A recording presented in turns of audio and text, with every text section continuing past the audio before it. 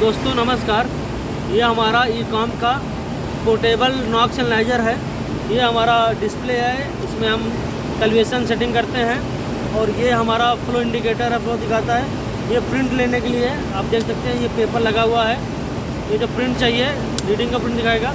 ये हमारा देखिए प्रोब दिख रहा है। एक हमारा हो गया इंस्ट्रूमेंट एयर के लिए, एक हो गया प्रेशर के लिए। ये हो गया हमारा जो जिस गैस का रीडिंग चेक करना है, CO, O2, नॉक्स वहाँ पर लगाते हैं। ये हमारा टेम्परेचर के लिए हो गया, एम्बिएंट टेम्परेचर के लिए ये वाला हो गया। ये जब हम सैंपल लेंगे वहाँ का टेम्परेचर मेजर करने के लिए। ये हमारा हो गया सैंपल फिल्टर यूनिट।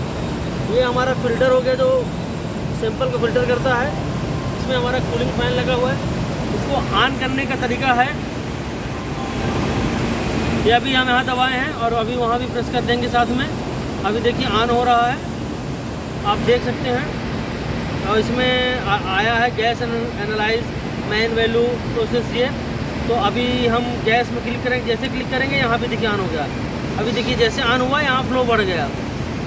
अभी पूछ रहा है टी सेंसर टेम्परेचर, नहीं हमारा गैस पे कोई नहीं लगा, हमने एम्बिएंट टेम्परेचर लगा।